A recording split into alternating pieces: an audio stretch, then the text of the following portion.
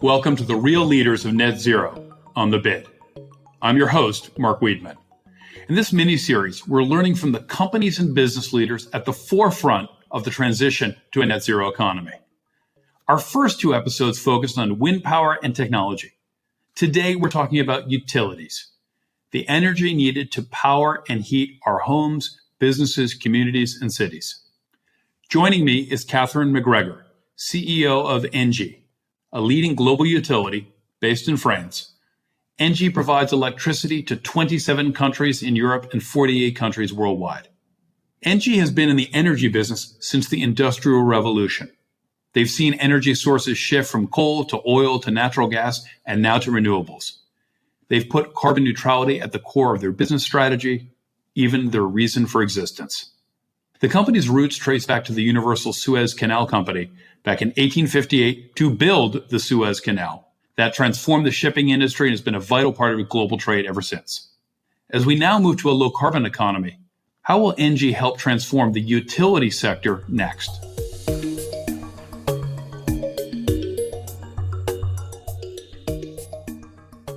MacGregor, welcome, and thanks for joining us. Why don't we start with, tell us about Engie. Thank you for the question. So Engie, first, who are we? We are an energy utility focusing on renewables, so renewable energy. That means electricity, but also gas, as well as energy infrastructure to support our customers' decarbonization. We like to think ourselves as the one who build the energy system for tomorrow. One thing that is very vivid at Engie is we have a written purpose that is a huge motivation for our employees, which is to accelerate the energy transition towards a carbon neutral economy.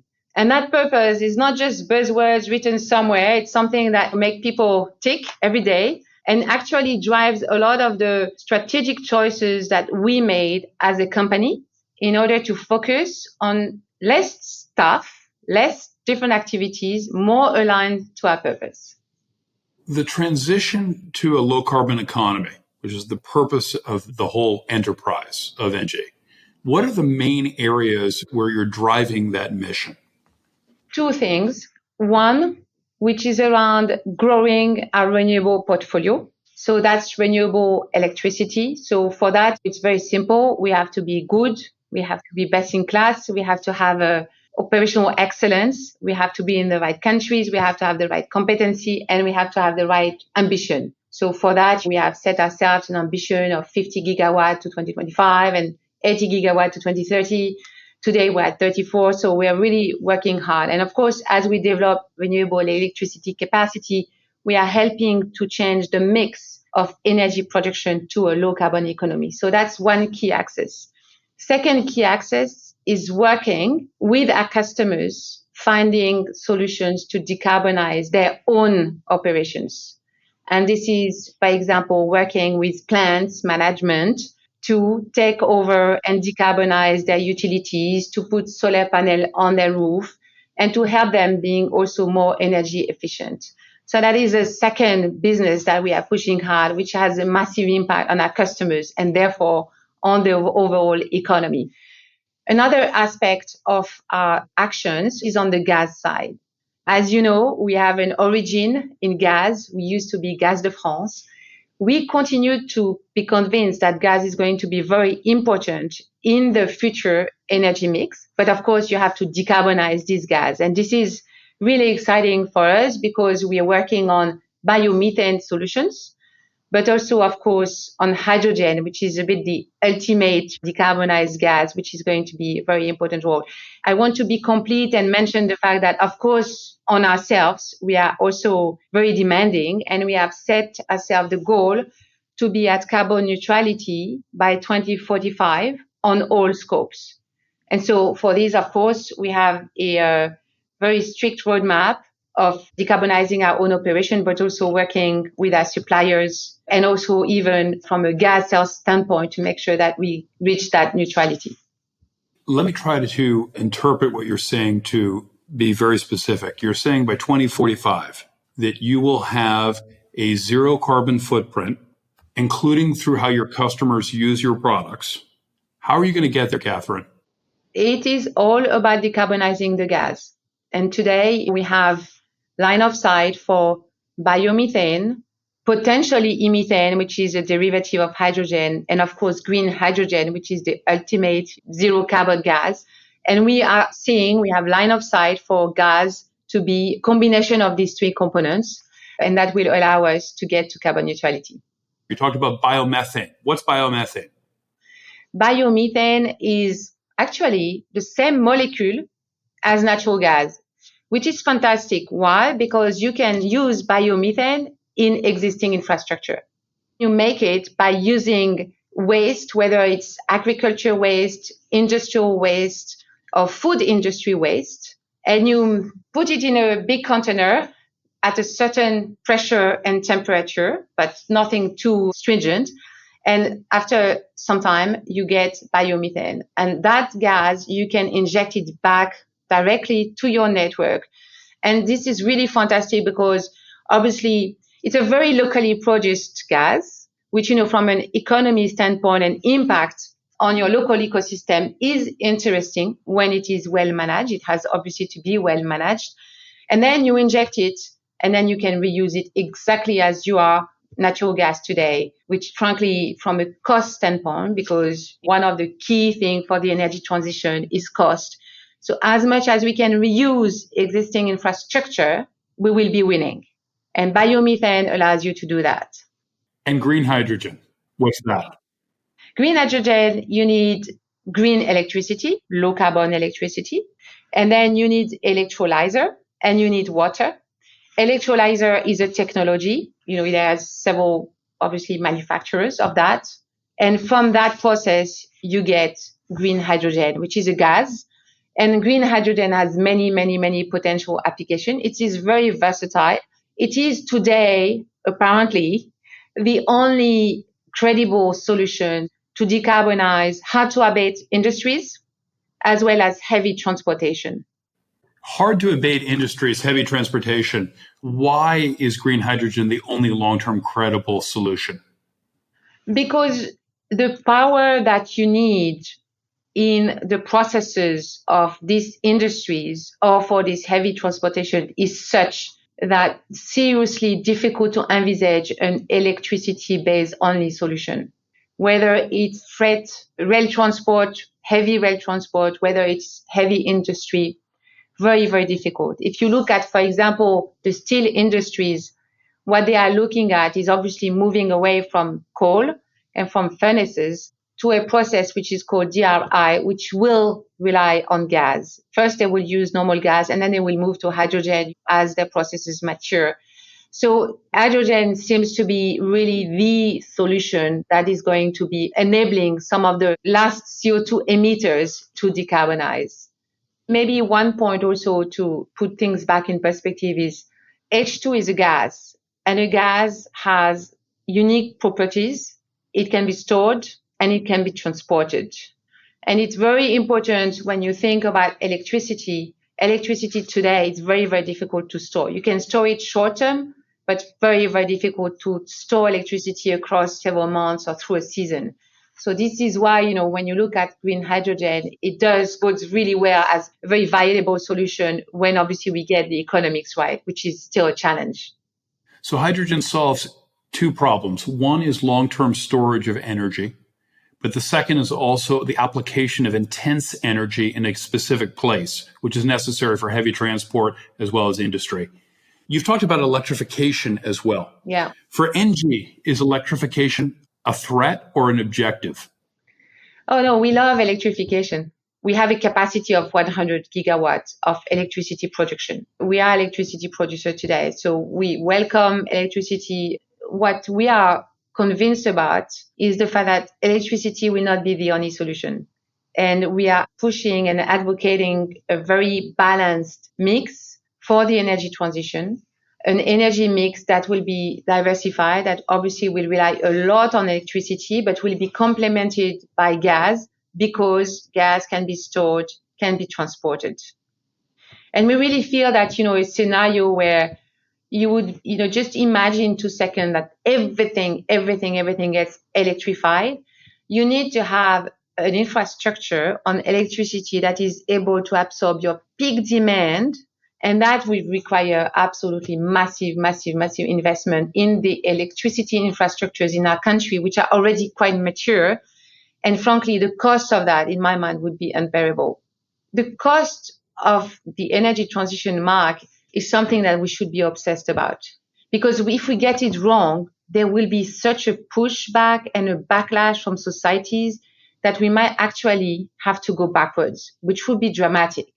So at Engie, we have this really strong sense of responsibility to find the soft spot of obviously accelerating the energy transition, but making sure we keep its cost bearable for states, societies, and economy. Let's talk more about what happens if the costs get out of control, if they rise too quickly for societies to bear. Europe had a challenge last summer into early autumn with energy and electricity prices rising. What do you think the solution is? How do we manage that transition so that we don't step backwards and give up on the transition to a low carbon economy because it's just too costly, especially for people who have less wealth? First of all, renewable capacities widely deployed allows access to fairly low cost electricity. So I would say massive deployment of renewables. Of course, you have to manage the intermittency of the renewables. So you need to make sure you have some flexible assets that complement the intermittency of renewables. But for me, as much renewables as you can deploy, you're going to have some low cost electricity there, and you complement it with some flexible components that play their role whenever there is absolutely no wind or no sun. And so it's really thinking about the energy system to be as resilient as possible, but obviously capitalizing on the low cost of the renewable electricity. That is really a key component. And then the second is pragmatism, to make sure that you don't imagine a world that doesn't have a history, and therefore reuse as much as possible existing infrastructure. And here the balance electricity and gas is really, really important.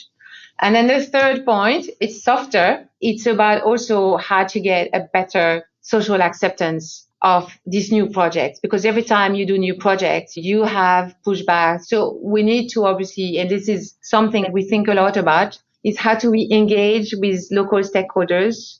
How do we really get to understanding the issues that such or such projects could be facing from a acceptability standpoint, taking into account, of course, all aspects, including biodiversity.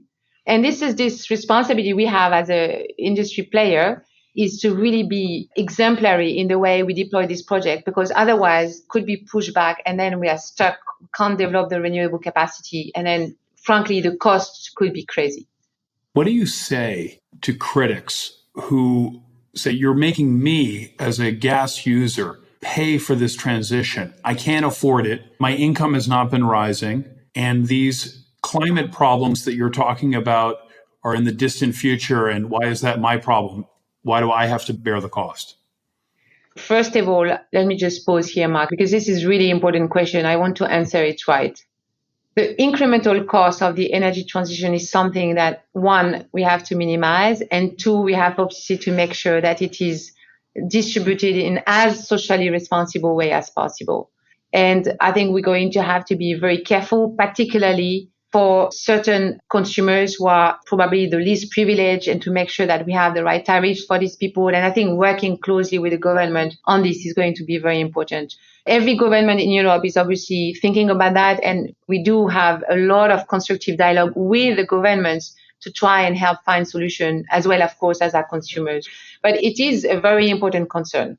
But of course, the other side of the coin is the cost of not doing the energy transition. Every summer we are reminded, every winter we're reminded of extreme weather events. And I don't want to go through the list of things that we are seeing more and more. So it's also the cost of not doing the energy transition that also we have to be fully aware of. You're giving an important reminder to those of us who see the transition to the low carbon economy coming, that how it affects the dispossessed, the poor, is a critical part of our mission, has to be a critical part of a just transition, because otherwise that transition will not happen. Let's talk about the transition itself. Engie today has a broad energy mix that includes coal. And this comes under typically the category of stranded assets is the industry term for this. And it means technologies that maybe you wouldn't build today, but you own them. How do you think about coal and how you will actually manage your coal plants over time? So today, our coal production represents less than 3% of our whole portfolio. So it's less than 3 gigawatts. And actually, we made some progress in 2021 on our coal exit plan. We have a coal exit plan. We are determined to exit coal. 2025 in Europe, 2027 for the rest of the world. And we will deliver on this plan for sure. Now, of course, and I know where you're going, in an ideal world, we would close every one of these plants. Now, in the spirit of the just transition that you mentioned, Mark, sometimes we are not able to do so. And in these cases, we will be working with the stakeholders to, as much as possible, convert these coal plants to either gas or biomass or something else. And as a last resort, we will obviously sell it. And when we sell it, obviously not good for the planet, except that for us, it does free investment capabilities to go into obviously renewables, etc. The reason why sometimes we can't stop or convert the plant, it is because it is an absolute essential part of the region where this plant is located, either socially and or economically. Often it's a combination of jobs and also, of course, security of supply. And so we don't always have all the levers as an industrial player. In this transition, what is the biggest technical or business problem that you see in the businesses and countries in which you operate to successfully making this transition? I think one of the biggest challenge is probably the speed at which we can collectively make the revolution that we need in our energy mix. The sense of urgency that is there to translate that into real projects, I think that's a challenge. It's an opportunity, but it is a challenge. In the countries where we work in Western Europe, bureaucracy, social acceptance, permitting sometimes really get in the way of this project to happen at pace. And so for me, it's really the pace of the project, which is something I have in mind, which concerns me. Talk a little bit about the permitting challenge, the regulatory challenge, because I think many people don't appreciate that this is the biggest barrier to bringing renewables online. For example, offshore wind in the United States is the simple permitting, the legal authorization to build. It is a combination of bureaucratic and also social acceptability, depending on the parts of the world.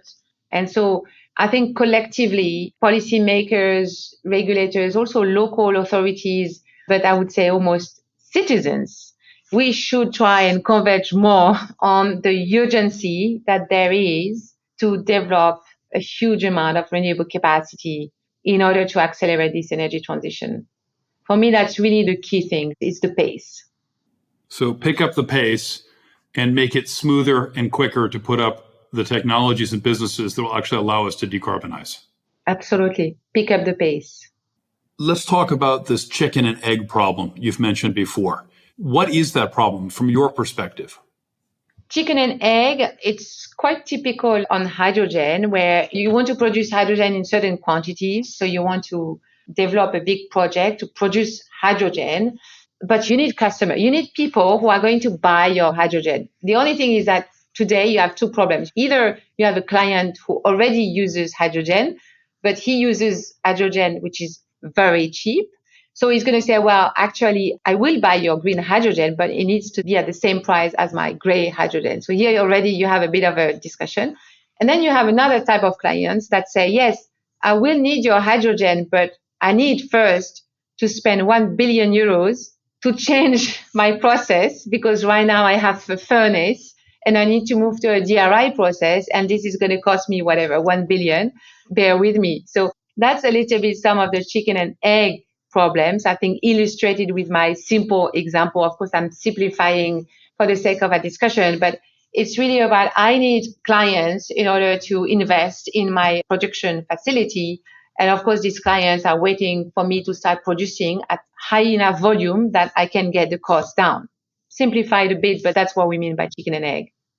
Early on, you talked about stakeholders in society that you work with. Your corporate structure encourages that because half your board represents either employees or the French government in one way or another.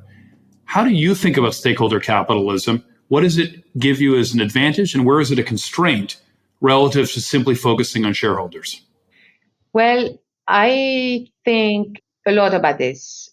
Engie has a tradition of local anchorage and ability to manage local stakeholders, which I think today is turning to actually a competitive advantage. I have this conviction.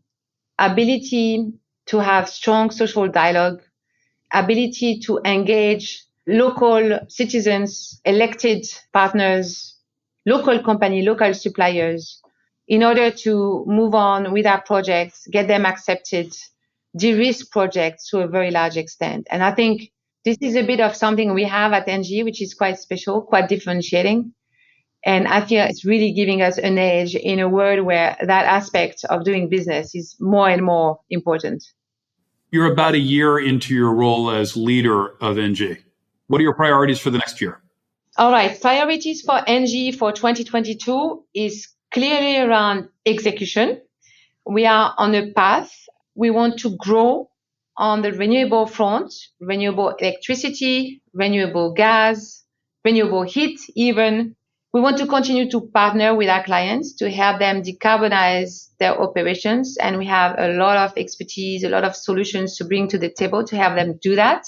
We want to continue to work on the performance, operational performance, but also a functional performance. We have a bit of work to do there. And the last point is that I want to continue to work with the Engie teams on the culture of Engie for tomorrow. Where can the finance sector contribute the most to helping you and other of your peers decarbonize your businesses and ultimately the real economy? I think, Mark, there is already a lot of focus on renewables. I think probably sectors that still need attention is hydrogen and any low carbon gas development. I think finance sectors should really look at those sectors because they're going to be very, very important for this energy transition to be successful. Last question. What do you think is the single most important thing that needs to happen to get the world to net zero? Cheap green hydrogen. I think if we get that, we'll be in good shape. Catherine MacGregor, CEO of Engie, thank you for joining us here on The Bid. Thank you very much, Mark, for having me today.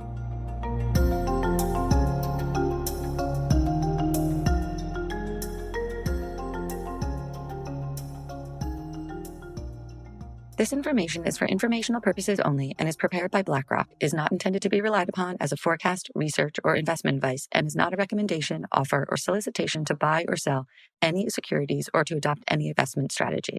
The opinions expressed are as of date of publication and are subject to change. The information and opinions contained in this material are derived from proprietary and nonproprietary sources deemed by BlackRock to be reliable and are not guaranteed as to accuracy or completeness. This material may contain forward-looking information that is not purely historical in nature. There is no guarantee that any forecast made will come to pass. Reliance upon information in this material is at the sole discretion of the listener. Past performance is not indicative of current or future results.